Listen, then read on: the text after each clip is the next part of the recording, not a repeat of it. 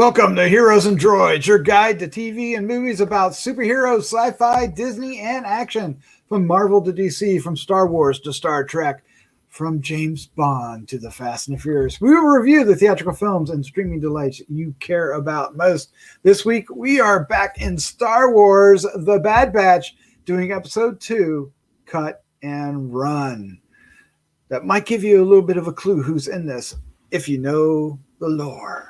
I didn't, so I was surprised. All right, I am your host, Doc Rotten, and joining me tonight are the group crew, starting off with the Slattman, Christopher Slattery. How you doing, sir? Nice. We gotta have toys. I love clone troopers. They're so great. I love this series. I'm so happy. Perfect. Also joining us is podcasting Rockstar and international cosplay queen Vanessa. How you doing? Good. I just watched the 4 introductory Bad Batch episodes from Clone Wars. Oh wow! And so, I'm even more hyped about it now. Oh wow! You got like a lot. I did. I did my homework. Yeah, wow. Okay. Very good. I'm impressed. All right. Also joining us, award-winning filmmaker and uber Star Wars fan, Christopher G. Moore. How you doing, sir? AKA the Gene Siskel of a galaxy far, far away. yes. As someone on YouTube called me, which maybe he should go back and listen to my 5 out of 5 ratings for the new Star Wars films. I apologize if I came off a little negative, although I still gave it a 4 out of 5, which is a really good rating, I would assume. But I don't know. I mean, I love Gene, Siskel and Ebert. I watched some, Roger Ebert, yeah. But I hopefully I'm not getting that negative in my old age. But I don't know. That was quite possibly the best comment ever. I found it very hilarious. I didn't realize I poo-pooed on the first episode that much, but evidently I did. Yeah, did too much bantha poodoo on that. Oh no! Castle Jedi shade. Yeah. All right. Well, we're going to dive into the second episode tonight. What we're going to do is we're going to give our first impression. That will be spoiler free. Then we're going to dive into a full discussion of the show. We are going to get into spoilers. Come on, you're watching the show. You want to hear spoilers. Then we're going to wrap things up with our final thoughts, our score 1 to 5, and our favorite scene. Let's take a look at the card for this episode. Again, episode 2, Cut and Run. It was it debuted May 7th, 2021 is what I'm trying to say. It was written by, let's see if I can do this. Gersimra Sanhu. Am I close? I don't think so. Well, what do you guys think? No? It doesn't sound like you guys agree. All right, directed by Stuart Lee. The cast includes D. Bradley Baker and Michelle Ang. And there's a large synopsis here I'm not going to read. It's basically the Bad Batch visit an old contact. And who that is important, and somebody's going to explain it all to me. So that's going to be awesome. That's going to be awesome. I know just enough, but there's more to be said, I am sure. And that's why we're going to start off with Christopher G. Moore. No, we're not. We're starting off with Chris Slattery. Psych! All right, Slattman, what is your first impression of the Bad Batch episode 2? I liked this episode a lot. I love seeing the transition from the Republic to the Empire. I feel like that's something that is lacking in Star Wars, in the Star Wars canon that we have now. Thanks to Disney, we don't have a lot of that anymore. But they're doing a really good job of exploring what it was like to live during those first couple weeks to months after Palpatine declared the first galactic empire. That was a really bad impression. I'm sorry. But I feel like this episode does more world building than it does anything else. And it does just enough character development that I feel very satisfied. And I'm very happy with what we got. And I'm just, I'm really happy with, I'm happy. I like this. I like this episode. I like this series. Well, this is right up your alley because you've been enjoying all these animated shows over the Yes. past decade, right? Speaking of which, I will go ahead and explain the character real quick because it's not super spoilery because it happened almost 10 years ago. Ah! So there was an episode pretty early on in the Bad Batch, actually, or in the Clone Wars, where the 501st and Anakin have to go to the planet that this episode takes place on. I don't remember what the planet is named. I'm sorry. And the leader of the 501st, Captain Rex, finds this clone that had abandoned the army and found love and had kids. And that's the clone in the family that we meet in this episode. And there's this whole struggle that Rex has where he feels like he should turn in this clone for abandoning it, and the moral of the story is Rex finds out that not everybody is built to be a soldier, and everybody has to find their own path in life, and it's a great lesson. Thank you, Star Wars, for your great lessons. Yes. And the character's name's Cutter, right? I believe so. Yeah. I hope so. Hope so. Well, that's why the episode's called Cut and Run. Yeah, right. All right, let's move on. Vanessa, you're up next. What was your first impression of the Bad Batch episode 2? But thank you, Slattman, for that. I definitely agree with Chris about the development and of how this change is taking place from the Republic to the Empire, and it's kind of terrifying to watch it all roll out and see what Palpatine's doing, and putting numbers on everyone. What does that remind us of? It's like not good things. Exactly. So it's very, very interesting to see. And granted, this was a slower pace episode overall, but I think it hit some key points, that being one. And the other is kind of showing the human side of Omega, right? We get to see how sheltered she's been, and you really get to see that she's a child exploring things, learning things, trying to figure things out. And there's a line that's mentioned in this, which we'll save till we're into spoiler territory, that really says a lot about our Bad Batch and Omega. So I think that was a big opener to what we're going to see later on in the show. Oh yeah, I have a feeling I know where you're heading with that. All right, Christopher G. Moore. Yes, it is now your turn, and I'm not kidding. Go ahead and give us your first impression of the Bad Batch episode 2. You mean the baddie bunch, the baddie bunch, or the baddie batch? Yeah, I mean, I like this episode more than the first. Yay! I know everybody's like, oh, waiting to drop the hammer. But at the same time, it definitely. I mean, I guess I shouldn't be so critical of it. I mean, it's for the most part, Star Wars has always been made for the younger set to some degree, and I guess going into this series, I was I shouldn't allow my expectations to sort of taint my vision of it. I just wanted like the A-Team version of the Star Wars universe. These guys going around being the Bad Batch, destroying stuff, going on missions and that kind of stuff. And this one, they have like the little kid on the ship, and they're having the whole like sitcom moment of like, oh, maybe this clone is the dad figure, and this kid, he doesn't know how to play with kids. And although I do find it funny that the one force sensitive person is the one person's like, ooh, I like dirt and sand. You've never seen it before. As opposed to Anakin, like, oh, I hate sand. It gets everywhere. She's throwing it everywhere. She's throwing it everywhere. So I just think it's very funny. She has like the opposite reaction to it. But it had some really great action moments. And yeah, this episode had a real heart to it, to where I enjoyed it a whole lot more than the first one, which which got better towards the end. But this one, I think you could see that, because, and I think that's I think that that's been the most interesting thing about like the Clone Wars, in general, before the Bad Batch, is like when you watch the Star Wars movies, you just saw all these clone, stormtroopers.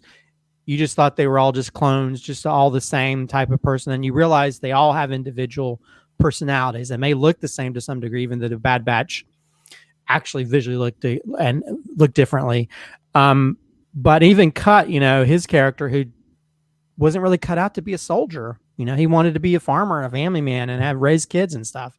And so you realize that, even though all these people are sort of, pardon the pun, cut from the same cloth, they all have, they all are different to some degree. And we all don't have to sort of like, when it comes to like, when it comes to military stuff and that kind of stuff, we all sometimes don't have to follow blindly. Some people have a conscience, and you have these guys who were basically supposedly made as this unit that goes in and basically blows crap up and and stops things, and they're meant for war, but they also have a sensitive side as well. And you have and so you have this character who comes on there who's in some ways could be that sort of annoying little kid you see show up in certain shows or whatever.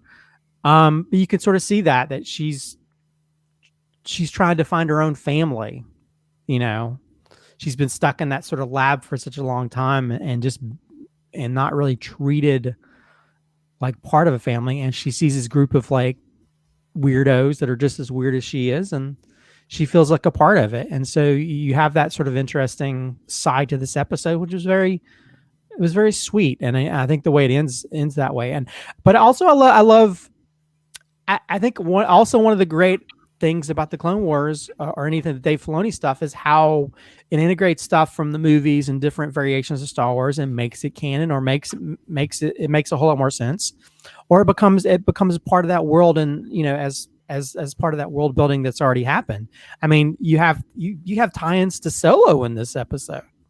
When they're checking for chain codes, that's the same thing where Solo was having to go through that sort of barrier where people had to be checked, who they are.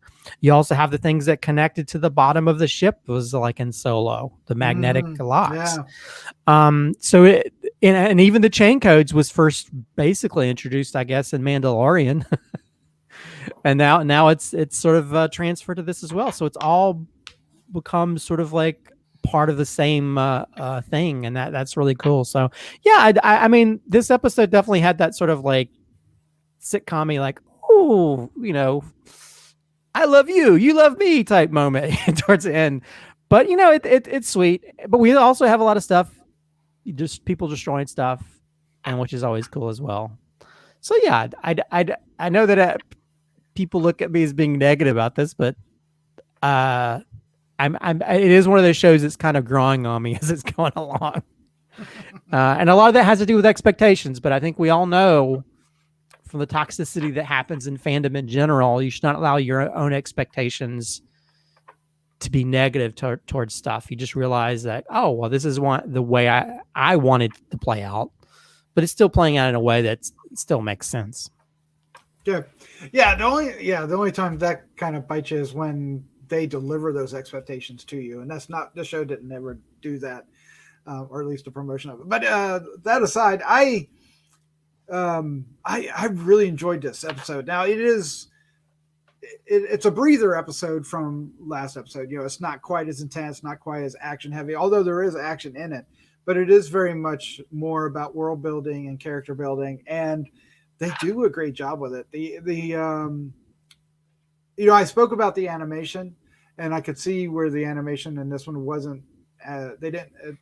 Didn't feel like it had the same amount of attention to it for this particular episode, but that might have been just me.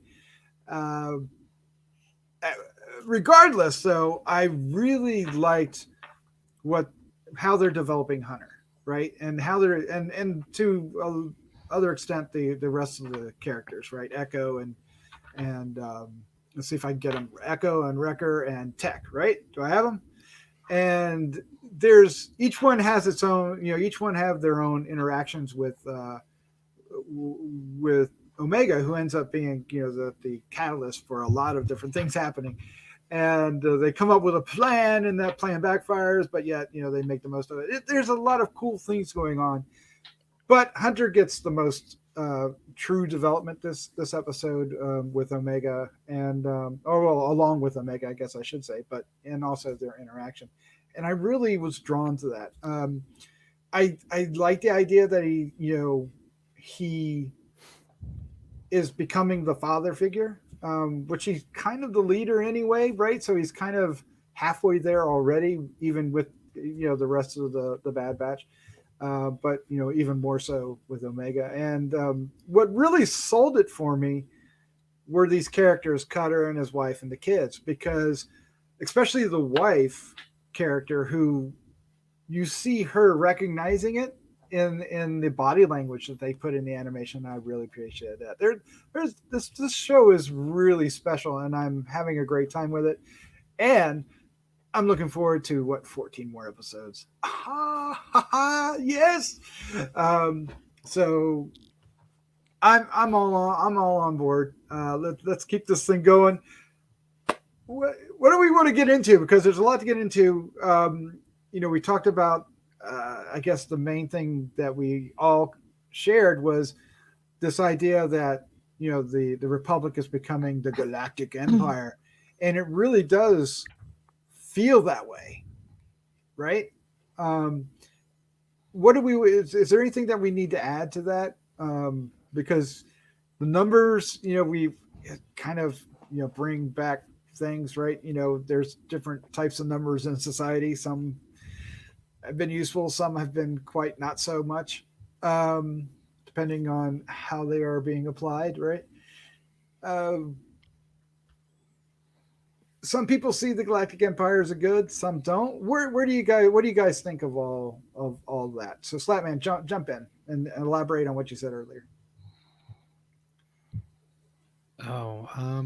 Did I throw you under the bus? I didn't mean to. Yeah. I don't know. I guess a big part of it is seeing just the transformation, like watching like the last season or little bit of the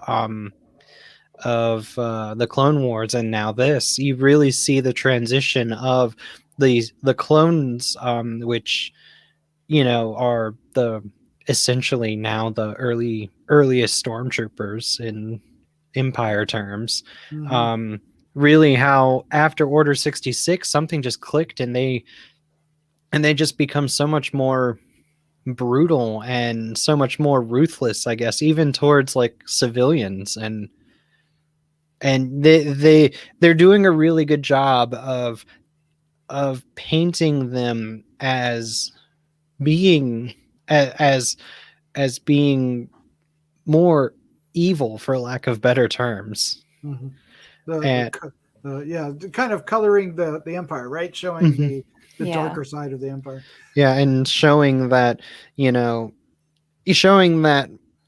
while things weren't always great with the Republic, they were better than what we have now. Now, I don't know how long the clones remained in place before stormtroopers, right? Before we went from clone.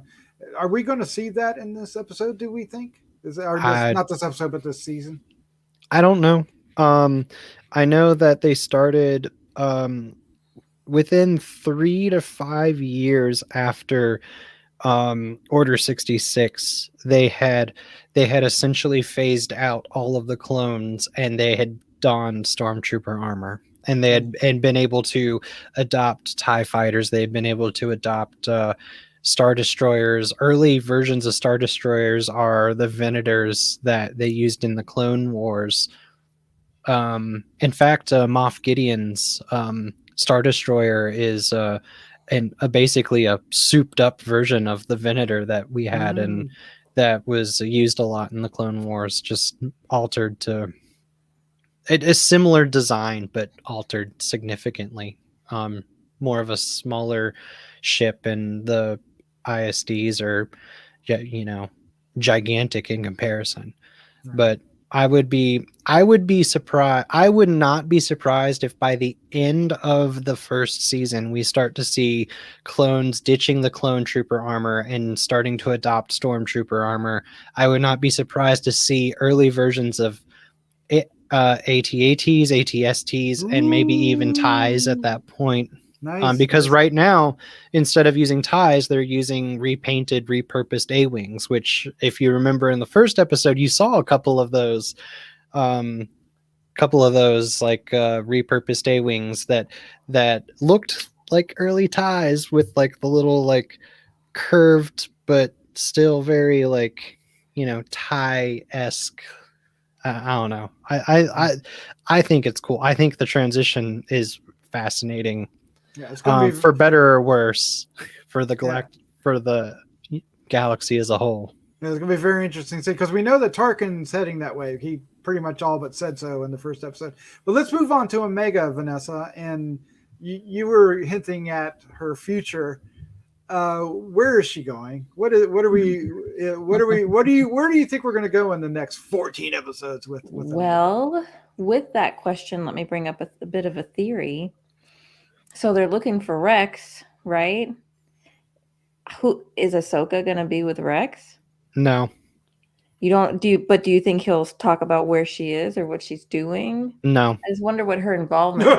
No, he's pretty adamant about that.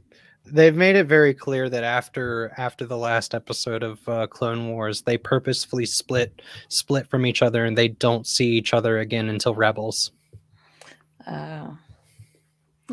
Speaking of Rebels, are we going to see more of what was his name from the Rebels Kanan? show? Kanan, yeah. Doubt it. Yeah, I don't think we'll see any more of him. Because if we see him, then we have to see him meeting Hera, and that's a whole different series. Oh heck! Okay, all right. So back to Omega. Well, I just was wondering, how if they're, her being the strongest, let's say. Oh, okay. Well, let me go back to what I was talking about earlier. The line that was mentioned.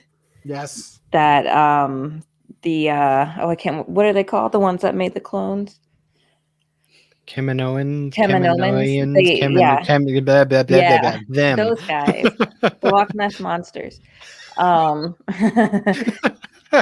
They don't make mistakes. Everything they do is on purpose. So they talk about these defective clones, right? But in essence, really, they were intentional. So we're talking about Omega being an intentional creation. Is she the most successful, clone that they made using potentially Palpatine's blood? So I'm wondering, like, is Rex going to see that, having been so close with Jedi? That's where I'm thinking about Omega's future. Somewhere they're going to have to tap into her potential, right? And what she can actually do, especially if she's the strongest of these clones as far as like force sensitivity goes.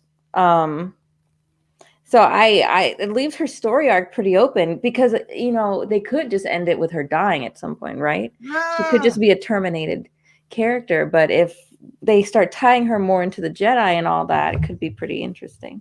I really think that she's gonna be used to explain Rey.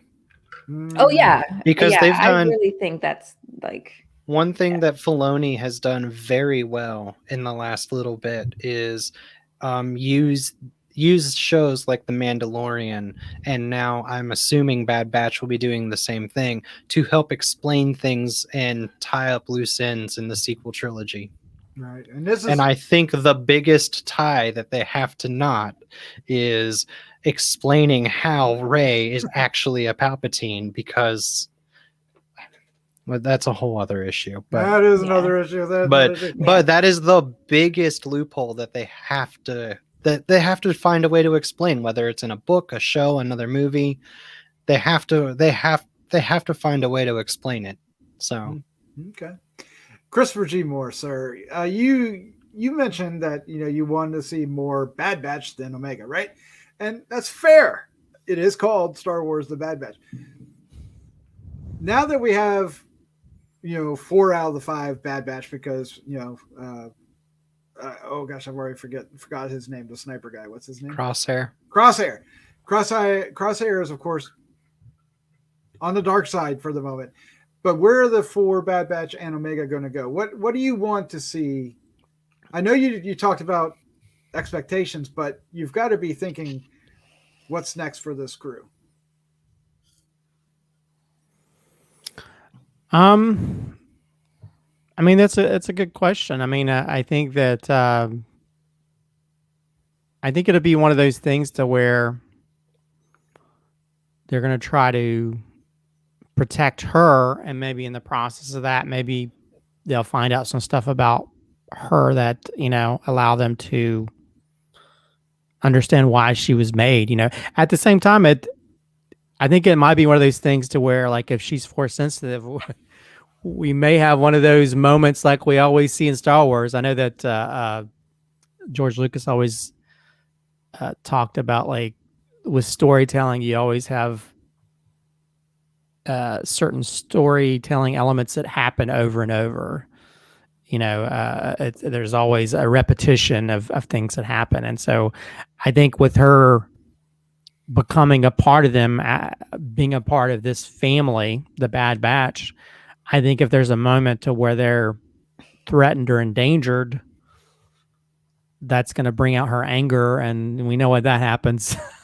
like, oh, what about your sister? And then Luke goes crazy, or Anakin goes crazy because they killed his mom. So, yeah. So I think I think it'll be interesting. I mean, I don't know. I mean, if it's one of those things to where they go on their little missions and stuff, and they do it like the Mandalorian, they go to different. They're trying to hide from Crosshair, and then they show up at some town on some planet, and they're like, oh, let's help you get rid of this, or let's help you do this, like the A-Team does. I'll be happy for that. And I think with Omega, I think that's also of being around them. I think it'll give her an ability to show off her abilities, or whatever she's been tapped to be able to do, being able to tap into that, and maybe, well, I guess it also might be one of those things to where if people find out she has abilities, then the whole Order 66 thing comes into play as well. Mm-hmm. To where maybe clone troopers may come after them for that fact. So I don't know. I think with there's so many episodes to go, I don't know. I'm kind of hard pressed to think, like, what exactly are they going to do? Because that's a lot of episodes. It's kind of playing out a little like The Mandalorian, right? The way it's serialized with like little episodes that tell kind of individual stories. Because it seems like, and especially if you because they said the first one was like 3 episodes put together. So if you were to break it up like that, you'd kind of see that too. So it's kind of fun to see what like new stories we're going to get folded into this that are just part of the lore and only move the story forward a little bit. Because with so many episodes, you have like a lot of room to play around with. I think it's going to be focused more on character development than anything in the episodes. Really try to flesh out the characters, really try to plant seeds of like what change needs to happen. I do think we're going to get some world building as well. We're going to definitely see, the effects like we started in this episode. It'll be interesting because they're not going to be able to do your missions like like they have been, right, where they get a mission and they go off and do it. They're just going to have to stumble into these missions like Christopher was alluding to. They come to a town and there's which is I guess what Lucas wanted, because he wanted them to be kind of like the Dirty Dozen or the Magnificent Seven, which is very much that kind of storyline. So it'd be interesting to see where they go. The only thing that's got my ears wiggling a little bit is if Omega ends up being a little bit too familiar in respect to Grogu, right? Because there's a similarity there, and if they can keep it at a similarity or a parallel and not make them too close, I think it'll succeed greatly. But if they cross that line, then there's a danger of, we've seen this before, right? Well, I think there's a big difference though with the characters, because Grogu has been established as someone who is training to be a Jedi, right? Whereas Omega has only shown like little signs of force sensitivity. She has no training, she has nothing like that, so she can't have that moment where she goes, oh, and stops the flamethrower, you know. Right. She doesn't have that instinct training that Grogu had. Right. But at the same time, it's a force sensitive character that is paired up with somebody that is a loner, but now has got this father figure coming out of them. Well, and I think, and they're also trying to figure out like what is her purpose in the same way they're trying to find out Grogu. So it weirdly it feels similar, and even though like I love the heck out of Mandalorian, I like the way that played out, and with them having like a person that doesn't even know what their purpose is or their powers or whatever. It just feels like a normal kid. It feels different, you know, and I think, that's my kind of worry, because I almost feel like, oh, maybe halfway through this series, the bad guys are going to kidnap her and the Bad Batch has to go save her. And so I feel like we're going to follow that same scenario. But again, that's Star Wars. So a lot of times we end up telling the same stories. It could be very different characters. It could be a very different scenario, though, because the motive behind taking the character could be very different. Because if Palpatine finds out that if she is a clone of Palpatine, which it very well looks like she could be, it could be that he's like, no, I need my child back. Go get me my child. Whereas Moff Gideon was just like, I need this kid back for question mark reasons that we never really got answered. Right. Yeah. Well, also you could look at this kid as being almost like a combination of Grogu and Rey. Right. Because it's basically a kiddie version of Rey, where she doesn't understand who she is or what her purpose is. Yeah. So it'd be interesting to see if they fall into that trap or if they steer clear of it. Well, we'll find out.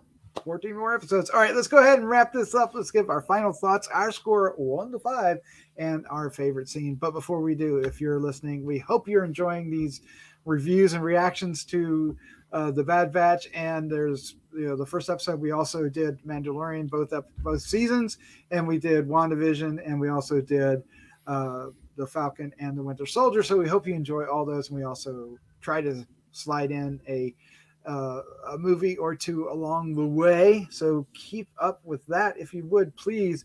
If you'd like to help us out, it's really easy to do. It's really free. You just hit the subscribe button or you share with a friend. It does wonders, and we would appreciate greatly. If you want to supply some comments, do down below. We've been getting some great ones we talked about earlier in the show.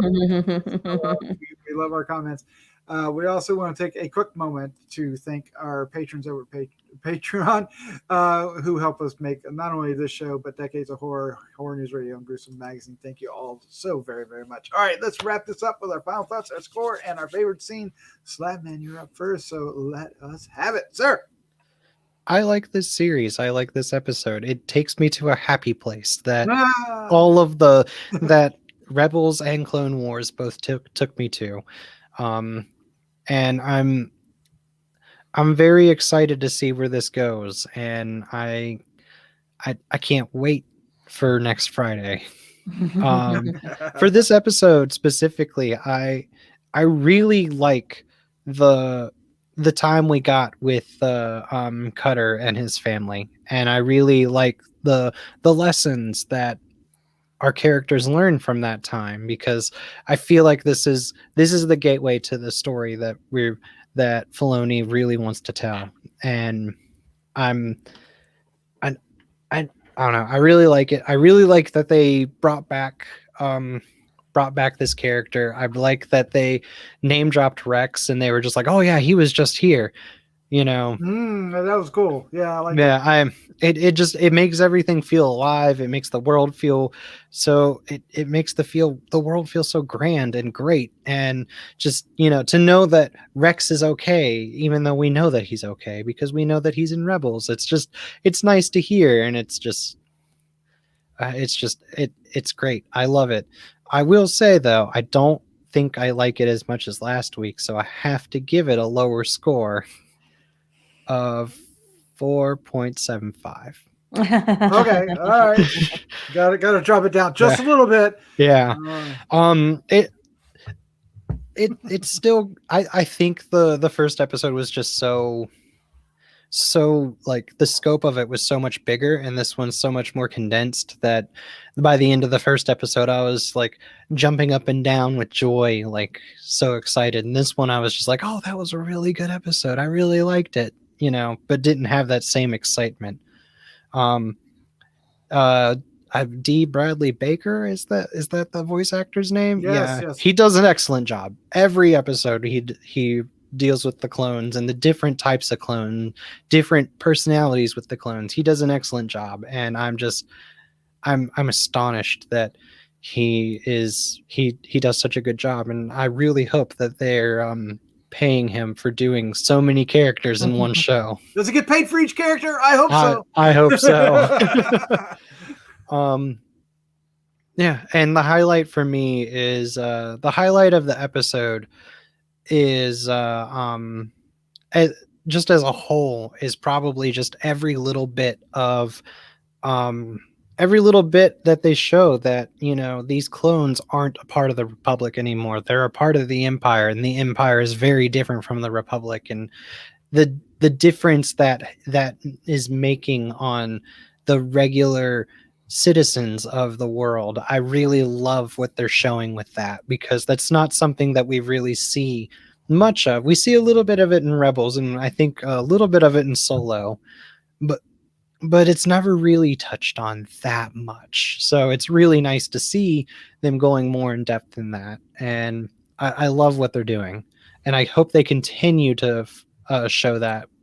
And then I hope they show the transition from the clone armor to the stormtrooper armor, because at some point the clone armor is retired and they're given stormtrooper armor, even though a lot of them are still clones underneath the stormtrooper armor for a while. So yeah, I like it.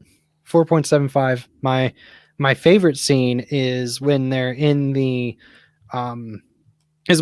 ship, and it's Tech and Echo are in the ship going over the plan to get the ship impounded, and they call and they tell Hunter, and Hunter's like, the kid's in the ship with you, and Omega turns and is like, for the record, I think it's a great plan, Echo.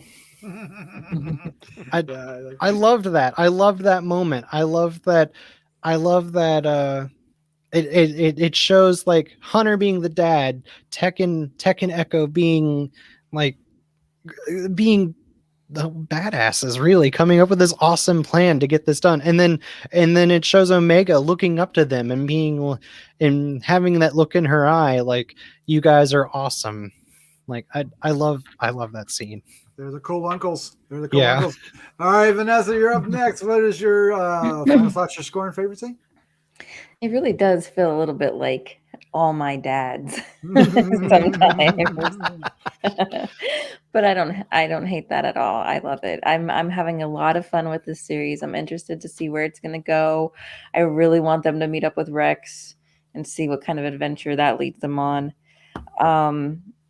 I like what they're doing with Omega, you know, showing that she's a child, letting her express that, making her mistakes and her decisions. And then also they respect her decisions, you know, when she makes them, they respect her decisions. And I think that's really important too, because she's earning her equality amongst the group, even though she's young and she's new. And I think that's really important to how they're developing together as a group. So it was a little bit of a slower pace, and I think I like the first one more, only because it was a little bit more action oriented, you know, leaned more into that Western, although this one still does have that feel to it. Based on that, I think I'm going to give this one a 4. I'm going to keep it in the 4 category, but I'm going to give this one a 4. And I think my favorite scene is really, it's kind of a little bit more than one scene, but it's when they're kind of in that like terminal waiting for their chain codes to come, waiting to board the ship, and the anxiety that they're feeling, and the kind of tension that they're feeling. It felt very like this may be saying too much, but in the way that that Hitchcock would build that kind of tension. It felt like that was building the entire time, because at one point Cut is about to like explode with what he's feeling, that this is not going to work and everything's going to go wrong, and he just wants to run away. And it just, and then them going through it and them checking the codes, it just felt very real and very anxiety inducing, and it tells so much about this transition that they're making and how they're treating people no longer like people, you know. And that's the dehumanization of people, of your fellow man, is what leads to things like the Empire actually working. So it's seeing that is just incredible, and just like a little 30-minute cartoon.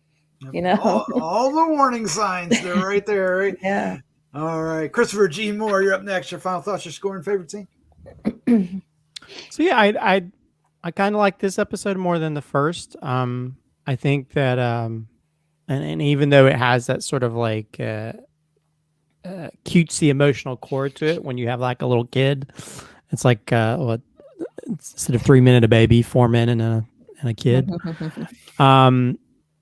I think I think they're kind of winning me over with that, you know, because I think it's especially when you have the Bad Batch, they're just meant to be these mercenaries all the time, and there's a little bit more to them than that. And I think we get to see that kind of growth as they grow into who they are, as opposed to what other people want them to be. And then Omega trying to figure out who she is. She's created for a purpose, but also she, you know, allowing her to sort of grow into the person that she is. And yeah, I think there's some really great moments. I mean, that definitely the moment where they need the chain codes is very, I don't know, Schindler's List is the right type of movie, but it feels like that, to where it's like, which is kind of weird. Like, they talked about like how the clones wanted to have names instead of numbers, and now they're giving people numbers in the same way they give them numbers during the Holocaust. So there's a lot of things that sort of tie into a lot of historical events. But yeah, there's some really great moments. There's a really tense moment when Omega like goes after the ball in the outside the barrier. Yes. Yeah, so this thing, and there's some great action moments too with the Bad Batch when they're having to, you know, get that ship out of there, and they're having to go after all these clone warriors that just keep pouring in more and more. Yeah, so I think it's, you know, I think this show is kind of growing on me. It definitely wasn't the show that I initially thought it was going to be, but that's okay. I think, you know, I think Filoni has always sort of added an emotional core to all the stories he tells, you know, because if you think about it, you know, Mandalorian's kind of similar. You know, you have this sort of cutesy kid that the mercenaries taking care of. So it's kind of similar. So yeah, if I were to give it a score, I'll give it a little bit higher than I gave last time. I'll give it a 4.25. I am enjoying the show. And for me, I think my moment will be a little bit of a tie, but I think I realize that this show for me is probably going to be pointing out all the Wrecker moments, because I just love that character so much. Wrecker's so much fun. So the two things that tied are the one where he's like, where's your chain code or whatever, and he bonks those 3 stormtroopers together. But I think my ultimate favorite moment is when he's on the ship, and because he's Wrecker and he's working out, he's got a gonk droid, you know. Yes. and he's exercising, and it's like going like this. It's that droid, if you remember from New Hope, when it was on the Jawas transport, and it's burning the feet of it. But when he's doing, and and you can tell the droid does not liking this at all, because his feet are like. Have you seen the Lego set that they're coming out with for Bad Batch? It comes with a gonk droid for Wrecker to hold on to. Yes. I may have to buy that then, because Wrecker is my spirit animal. I love that character so much, because he's such a guy that's just very simplistic in mind. He's also very brute, but at the same time, he has probably the biggest heart of all of them. So enough, yeah. So I kind of feel that the rest of these 1 million episodes that we have of this series, of this season, I'm probably going to point out wrecker moments. I'm using my force sensitive powers to tell you that right now. The wrecker moment of the week, ladies and gentlemen. Yeah, basically. Yeah. So I enjoyed this quite a bit. I'm very happy with this series. It didn't have the wow moments for me personally, like the last episode did, because there was Tarkin and we had the great, the Galactic Empire moment and other things like that in Saw Gerrera. So it didn't have that to it, and I missed that, but at the same time, it was also like I described it earlier as a breather episode, and I think that's the appropriate episode to have after that episode, right? The first episode, which is 3 episodes long, and very much like a comic book series. After the big event, you have a quiet moment after that. So I appreciate it, and I also really like the many of the things that we pointed out in the past 45 minutes, where we talked about the world building and the character moments, and it all worked, and I really enjoyed it. But slightly less so than last week. So I'm going to give it, I guess, a 4 and a quarter, 4 and a quarter, somewhere in there. Let's say 4. But you could twist my arm and make it 4 and a quarter. Somebody want to twist my? My favorite scene, though, has to do with Omega. We alluded to it earlier, and I love it when they land on this planet where Cut is, and she's the last one to come off the ship, and she's, she can't see, she hides from the light at first, because she hasn't seen, she's been cooped up inside Camino for all that time, right? So she you just see all the green and all the the planet for the beauty of it, and I just even though it's animated, and I really appreciated that. And then of course she goes down and she stomps on the ground, the dirt. She picks it up and goes, "What's all this?" And they go, "It's dirt." And, she loves it. So I don't know. I don't know why that really meant so much to me, but it really did. It just what every other character is taking for granted, really. All right. And what, the elements that Cut and his family are actually harvesting, right? The planet, the resources, our group, the Bad Batch, don't see it, but Omega does, right? That's the first thing she sees and notices. And I don't know. I appreciated that. And I really liked it. So it's like all of us when we came out of COVID and we go outside like, ooh, what is this crazy stuff outside my home? And then we start sneezing because of pollen. Yeah. Oh, that's true. Put your mask back on just for the pollen. Not for all right. So there you go. That's our review of Star Wars: The Bad Batch, Episode 2. And we are all eagerly waiting for Episode 3 this coming Friday. So join us next week for that. If you enjoyed this, we hope you did.